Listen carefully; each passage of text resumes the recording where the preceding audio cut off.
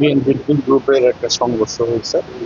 তো এই সংবাদ পেয়ে আমি আমার ক্যামেরা পার্সন সহ আমি নরসিংদী সদর হাসপাতালে আসি এবং এখান থেকে আমি নিউজ পাঠাই এবং যথারীতি আমাদের যমুনা টেলিভিশনে নিউজটা অনিয়ার হয়।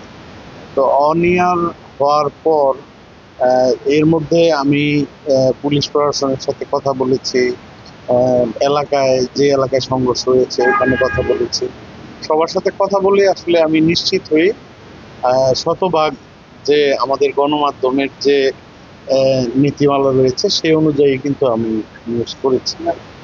তো হঠাৎ করে আমাকে কয়েকজন ছেলে এসে বলতেছে যে আমি বিএনপির 2 গ্রুপের সংঘর্ষ হয়েছে, এটা কেন আমি করলাম।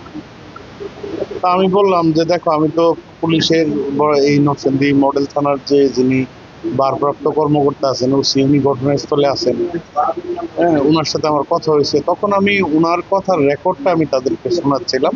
রুবেল নামে এক বিএনপির নেতা আছে, সে আমি তারে শোনাইতেছি যে দেখো, আমি এই বেসিসে এগুলার উপর বেস করেই কিন্তু আমরা এই নিউজটা করেছি।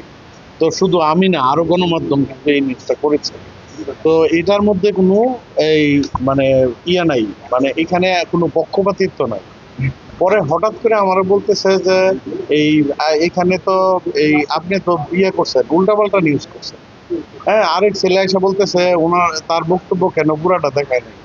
হ্যাঁ, এই মানে তাদের কথা আসে নাই। হ্যাঁ, এরকম একটা মব সৃষ্টি করছে হঠাৎ করে 30-40 জন কিশোর ছেলে পেলে আইসা আমার উপর হামলা চালিয়েছে। তো এর মধ্যে আমাকে তারা কিলি ঘুষি সব এমনি হামলা চালাইছে, মারতেছে। তো হঠাৎ করে একটা ছেলে অথবা কেউ একজন পিছন থেকে আমাকে এই মাথায় আঘাত করছে। মাথায় আঘাতের ফলে আমার মাথা ফেটে গেছে, ব্লিডিং হতেছে। তো আমি দৌড়ে বাঁচার জন্য নরসিংদী সদর হাসপাতালে যে আরএমও আছে ওনার রুমে আসলেন। তো আমার কথা হচ্ছে যে আমরা গণমাধ্যম কর্মী, আমরা আসলে যা ঘটে সেটাই আমরা, সত্যটাই আমরা তুলে ধরি। তো তারপরও কেন আমাদের উপরে হামলা? তাহলে সত্য তোলা কি অপরাধ? আলুক বালি ইউনিয়ন বিএনপির সদস্য ছিলেন।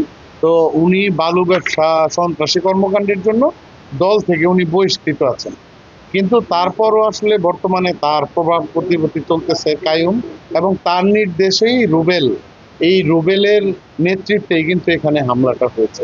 আসলে উদ্দেশ্য প্রণোদিতভাবে আমার উপরে হামলা চালানো হয়েছে, কারণ আমি সত্য নিউজ করে এই আজকে ইতিপূর্বেও আমার উপরে হামলা হয়েছে, সেই আওয়ামী লীগ সরকারের আমলেও ছাত্রলীগ আমার উপর হামলা চালিয়েছে।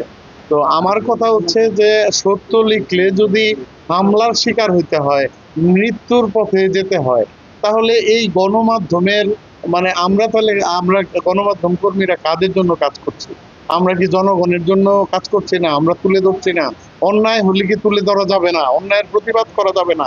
তাহলে বাংলাদেশে গণমাধ্যম কেন? আমি এটার সঠিক সুস্থ বিচার চাই। যমুনা টিভির সাংবাদিক গেলে তারপর তার উপর আক্রমণ হয় মর্মে সংবাদ পেয়ে তৎক্ষণাৎ পুলিশ ঘটনাস্থলে যায় এবং এই উক্ত ঘটনার রহস্য উদ্ঘাটন করার চেষ্টা করে কারা কারা এই ঘটনার সাথে জড়িত সেটা উদ্ঘাটন করার জন্য অদ্যাবধি তদন্ত চলছে, অব্যাহত আছে।